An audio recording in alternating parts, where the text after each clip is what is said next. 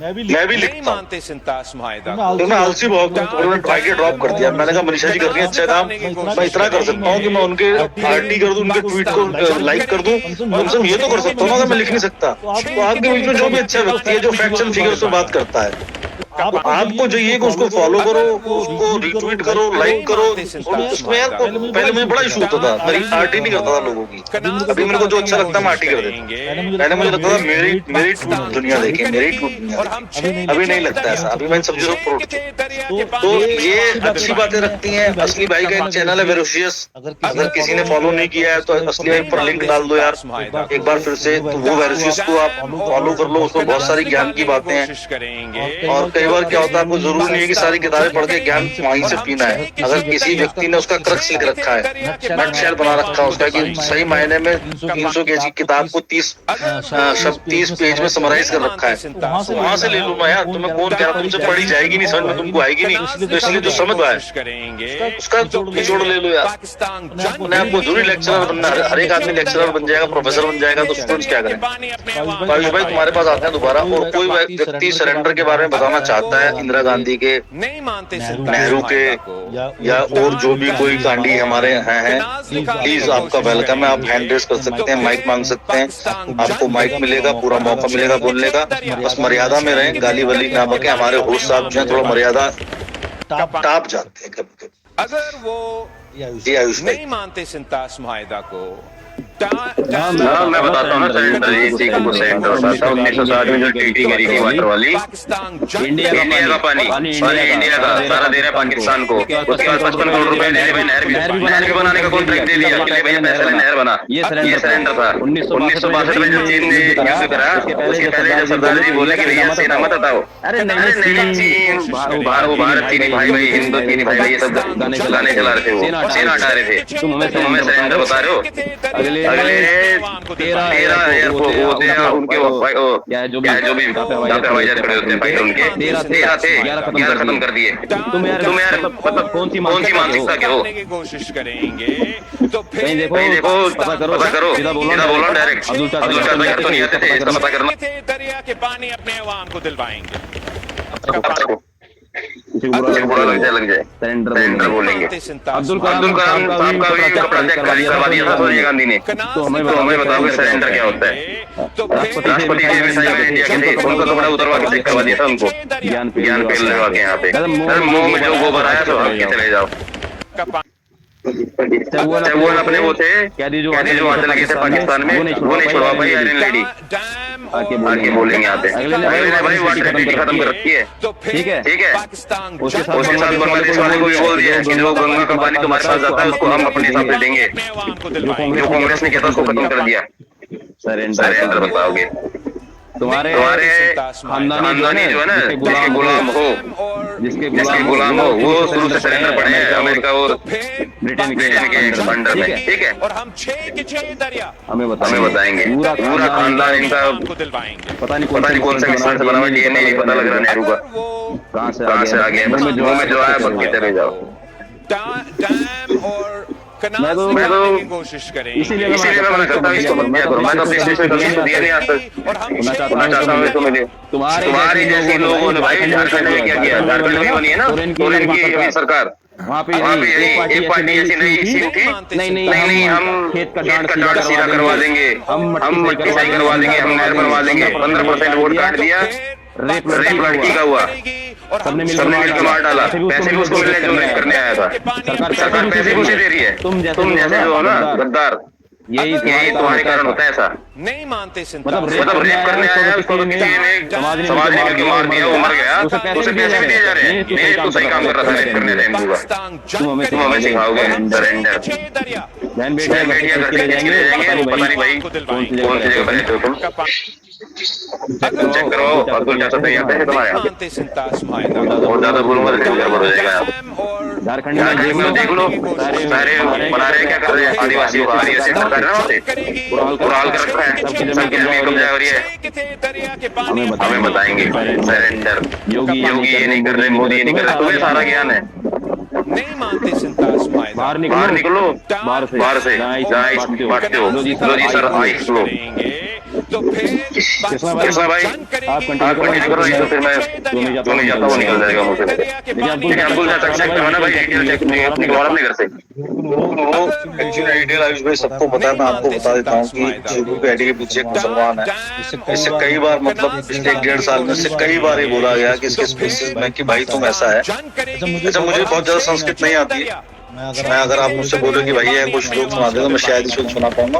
और हनुमान चालीसा सुना दूंगा, बजरंग बाण सुना दूंगा, तुलसीदास के 2-4 दोहे सुना दूंगा, जितना मुझे आता होता है। तो मुझे ज्यादा उसमें फेंकने की जरूरत नहीं, मैं बहुत बड़ा ज्ञानी हूं। इससे कई बार कहा कि भाई तुम पढ़ के सुना दे, घर में तो रखी होगी ना हनुमान चालीसा, लगभग सब घर में मिलेगी आपको।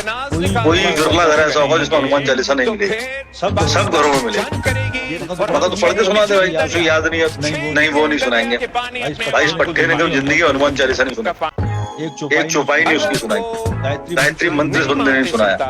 मतलब कितना दीन का पक्का है कि मतलब जान जाए और शिर्क क्या कहता है, शिर्क कुफ्र ना हो जाए। अलतकिया भी है इनका, हाँ अलतकिया भी करता है, सारे काम करता है। तो आप इससे बच के रहिए। ये वो व्यक्ति है जो बोला कि अटल बिहारी वाजपेयी जो है गाय मांस खाते थे। ये वो व्यक्ति है जो बोला रामलला की मूर्ति मुसलमान ने बनाई। ये वो व्यक्ति बोला कि वाराणसी में इतने सारे मंदिर तोड़ दिए, शिवलिंग तोड़ दी, जबकि इसको बताया गया कि बकायदा 120 मकान तो मुसलमानों के थे। जब वो तोड़े गए उसके अंदर नीचे शिवलिंग निकले कि वहां से पलायन हुआ हिंदुओं का, तो मुसलमानों ने खरीद लिया मकान। उन्होंने मंदिर बंद कर रखे थे, मतलब क्लोज कर रखे थे।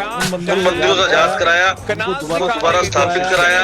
और वो नदी जानती है, उस जगह का नाम मुझे याद नहीं आ रहा, वहां को स्थापित कराया सारे शिवलिंगों को जो खंडित अवस्था में नहीं थे। खंडित हो गया तो खंडित ही हो गया ना, उसका तो बिल्कुल मायने नहीं रहता। जो एकदम परिपूर्ण थे उनको स्थापित कराया, बकायदा विधिवत पूजन कराया उनका डेली उनपे जल चढ़ता है। तो सारे काम वो नहीं गिनाए इसने, इतना बोलना है कि शिवलिंग तोड़े, नैरेटिव सेट करता है। वो नैरेटिव यार मतलब हिंदू में गद्दार होते हैं, ऐसा नहीं हर जगह गद्दार है। आप चाहे हिंदू मुसलमान सब जगह गद्दार मिलेगा, बड़ी बड़ी मतलब की मिसालें गद्दार होता। पर ये जो अपनी हरकतें करता है ना, ये हिंदू हो ही नहीं सकता। ये 110% मुसलमान है। अच्छा रही बात सरेंडर की और उसकी, तो मैं एक छोटी सी कहानी के साथ आपको बताना चाहता हूँ कि देखिए क्या होता है ना।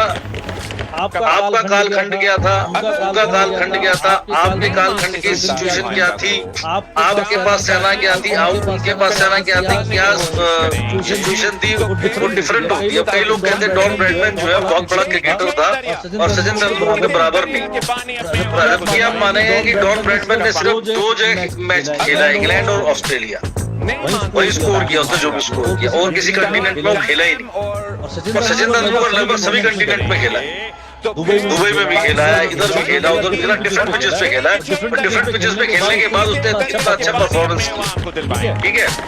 अब जब इंदिरा गांधी का टाइम था, कोई न्यूक्लियर पावर नहीं थी, कुछ भी नहीं था, आप सक्षम भी चल रहे थे, बढ़िया चल रहा था, ठीक है। और तब आप उस टाइम 93,000 लोगों को छोड़ दिया, 540 या 54 सिर्फ, शायद 540 थे कुछ थे, उनको नहीं छोड़ पाए। आज तक उनका पता ही नहीं कहा, 54, ठीक है। उसके बाद जब आपके पास पूरी ताकत थी कि आप बांग्लादेश को अपने अंदर मिला लें, तब वो आप नहीं कर पाए।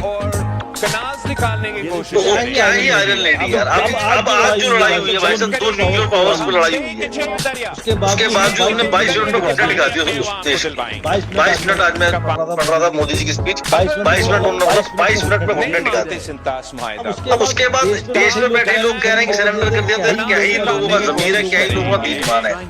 लोग आप कुछ नहीं कर सकते यार, ये गद्दार है, गद्दार रहेंगे सारी जिंदगी। खून जीन्स में होता है यार, ये असली पैदाइश है ही नहीं यार। जीन से कैरी फॉरवर्ड होते ही होते हैं। ऐसा आज वो 110% कैरी फॉरवर्ड होगा यार। इनके अगर आप पूरा डीएनए नीचे सर्च कर रहे हो तो ये कहीं किसी गद्दार का निकल गया है कनेक्शन का, या बात कहीं मंगोल का होगा। मतलब कहना नहीं चाहिए कि मतलब जबरदस्ती करके किसके बाप दादा पैदा हो गए। गांव में जब सैनिक निकलता है तो जबरदस्तियां होती हैं, लूट का माल गनीमत जो होता है, मतलब है ना, वो वाली कहानी। वहाँ इनके बाप दादा पैदा हो गए, गद्दारी खून में निकल चली वहां से। ये वो लोग हैं।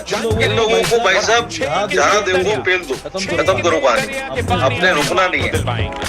उसके बाद आयुष भाई कल उसको बुला लो यार, वो पांडे जो है उसको तो खुजली हो रही है, उसको तो बिठानी पड़ेगी यार, वो समस्या जी मनीषा जी। प्रियंका नीचे चले गए शायद। मनीषा जी आप बोल नहीं पाती है, इसके लिए हम क्षमा प्रार्थी हैं। हम चाहेंगे कि आप आई हैं तो आप कुछ बोलिए। दूसरा चीज कृष्ण भाई सही कह रहे थे कि अगर किसी को अगर 6 बेटा है तो एक बेटा सीएम बन जाता है, लेकिन 5 बेटा उसी मवेशी को दिया रह जाता है, तो कहीं न कहीं जीन्स का प्रॉब्लम है। तो भाई की बातों का हम कौन समर्थन हमेशा जैसे करते आए हैं सही कर रहे हैं अभी भी, तो होता है, ऐसा कोई बात नहीं है। 5 बेटा क्यों मवेशी किया तेरा गया भाई, एक दो ने सीएम बन गया, मंत्री बन गया, तो कहीं नहीं कांड घट जाता है। वो कृष्णन भाई कहीं न कहीं अपने पूर्वजों ने गलती किया है, और जिन लोगों ने आज तक कहते हैं कि इन लोगों का बने संख्या कम है, अगर तुम्हारा ज्यादा संख्या है तो भगत सिंह के नाम के आगे राम लिखा होता, और मंगल पांडे के नाम के आगे भी राम लिखा होता, तो कहीं न कहीं अब बलिदान हुए हैं तब जाके कम हुआ है। ठीक है, बाकी ये साले जो चूतिए कर रहे हैं ना, जिस सिलेंडर हो गए हैं, तो इनका कहीं न कहीं डीएनए में खराबी है। ठीक है, और 110% खराबी है। सभी ऐसे बात बोल कर जाते हैं, नहीं तो कोई अपने देश धर्म के लिए गलत नहीं बोलता। पार्टी सत्ता शासन किसी का भी हो, कोई फर्क नहीं पड़ता, लेकिन सबसे पहले तुम्हारी कंट्री का वो पीएम है। ठीक है, अब ऐसे अगर तुम हम गाने लगोगे, फिर तुम जिस विचारधारा को जिसको मानते हो, फिर हम उसको गाने लगे तो बहुत ऊपर तक चला जाता है। लेकिन अगर जिन्हें सोचा जाए तो पार्टी कोई भी हो, पहले देश का पीएम है, तो उसको रिस्पेक्ट करना चाहिए, राष्ट्रपति को रिस्पेक्ट करना चाहिए। अगर तुम नहीं कर रहे हो तो तुम पे और तुमको कीड़ा पड़ेगा पार्टी का। नहीं मानते सिंतास माहिदा को, डैम और प्लास्टिक के लिए असली बढ़ेंगे, असली कीड़े बढ़ेंगे।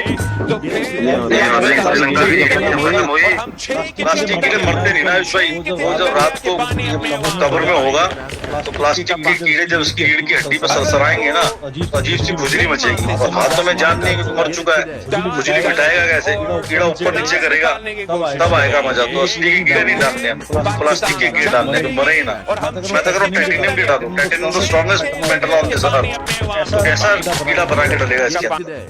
अच्छा, हमारे बीच में असली भाई बैठे हैं बहुत देर से, मतलब चुप बैठे हैं। सुबह चुप कैसे हुआ आज? मेरी बात का बुरा तो नहीं मान गए किसी? मजाक बहुत करता हूँ यार। अच्छा, मैं बता दूं, डॉलरों में खेल रहे हैं इस टाइम का काम चल रहा है, डॉलर लेना बेचना टाइम पर क्रूड ऑयल पे लगे होंगे इस टाइम, गोल्ड और सिल्वर में मतलब माल पीट रहे हैं इस टाइम, शाम के टाइम इसमें बिजी रहते हैं। 99 का फेयर कहते हैं हमारे